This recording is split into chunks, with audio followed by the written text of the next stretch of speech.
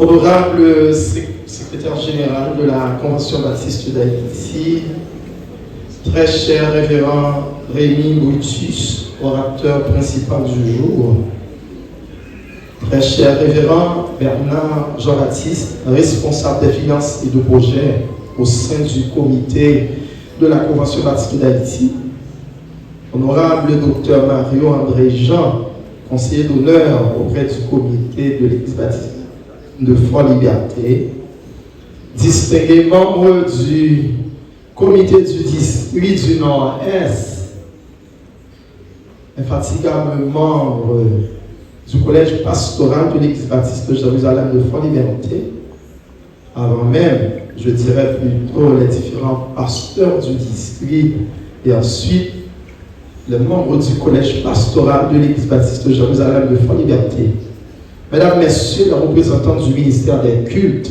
dans le Nord-Est, mesdames, messieurs les représentants de la Fédération protestante dans le Nord-Est, très cher révérend Élie Pierre, président de la Ligue des pasteurs de Fort-Liberté, mesdames, messieurs les représentants de toutes les institutions étatiques du département, monsieur le représentant de l'école de droit de Fort-Liberté, monsieur le bâtonnier de l'ordre des avocats de Fort-Liberté, mesdames, messieurs les représentants de l'évêché Liberté, monsieur le commissaire du gouvernement, maître Eno Zéphirin, le Cyrus, qui nous a aidés lors de la libération de la Convention baptiste d'Haïti,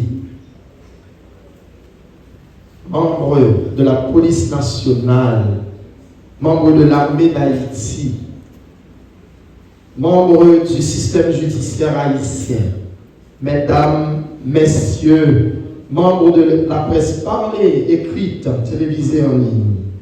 C'est avec une immense joie et une profonde gratitude que je me tiens devant vous aujourd'hui en cette occasion mémorable de l'investiture du nouveau comité du district du Nord-Est.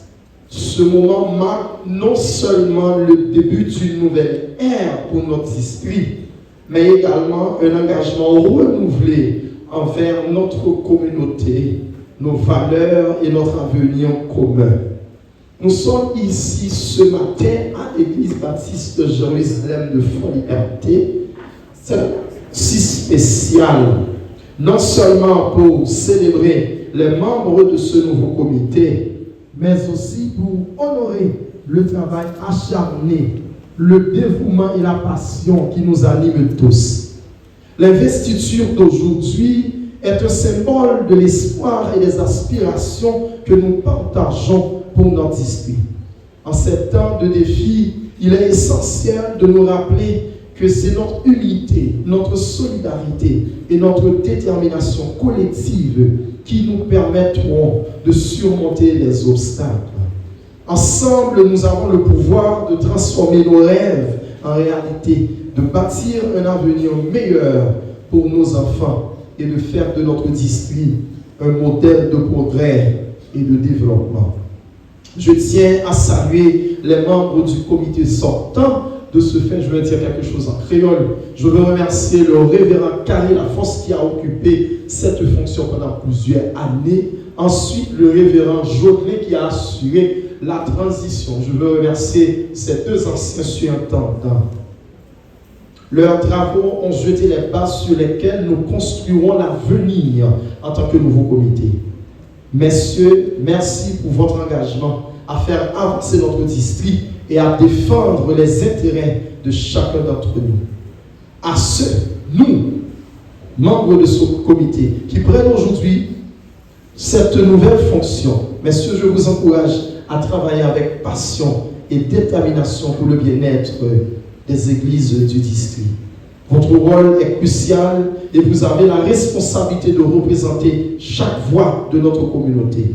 N'oubliez jamais que votre succès ou notre succès dépend de notre capacité à écouter, à dialoguer et à collaborer avec tous les membres de la communauté, quel que soit leur parcours ou leurs opinions. Nous devons également nous rappeler que notre responsabilité ne s'arrête pas à l'intérieur de nos frontières. Le monde dans lequel nous vivons est interconnecté et nous devons être des acteurs du changement, non seulement au sein de notre district, mais aussi à l'échelle nationale et internationale.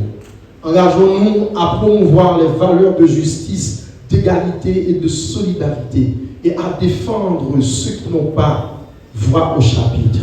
Je vous exhorte à cultiver un esprit de collaboration et de respect mutuel. Nos différences sont notre force et c'est en les célébrant que nous pourrons bâtir un district qui reflète la richesse de notre diversité. Le dialogue est essentiel. Écoutons les préoccupations de nos frères et sœurs, impliquons-les dans nos projets et faisons en sorte que chacun se sente inclus dans notre vision commune.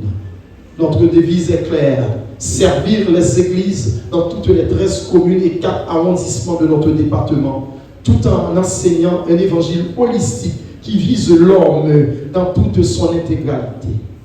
Notre objectif est de travailler de concert avec le comité de la CBH pour le bien-être des églises du Nord-Est. Nous allons placer le respect de la Constitution, des droits des églises et des pasteurs au cœur de nos travaux. Nous aspirons à promouvoir des valeurs morales et spirituelles, à resserrer les liens entre nos jeunes à travers l'Alliance des jeunes du Nord-Est, à doter notre district d'un bus pour faciliter les déplacements des pasteurs. Nous avons également l'ambition de bâtir un campus pour notre district et de créer un site web pour nous informer sur nos activités. Ensemble, unis dans la foi et dans l'amour, nous pouvons construire un avenir meilleur pour notre mission et pour notre district. Aujourd'hui, nous célébrons non seulement l'investiture de notre nouveau comité, mais aussi un tournant décisif dans l'histoire du district du Nord-Est et de la Convention baptiste d'Haïti. Ce moment marque le début d'une ère nouvelle, empreinte de promesses et d'espoir renouvelés. Une ère où nous engageons à bâtir ensemble un avenir radieux pour notre district. Le district du Nord-Est, en tant que plus grand district de la CBH avec ses 40 églises et stations, entre dans l'histoire avec une vision claire et ambitieuse. Nous avons tous un rôle à jouer dans cette transformation.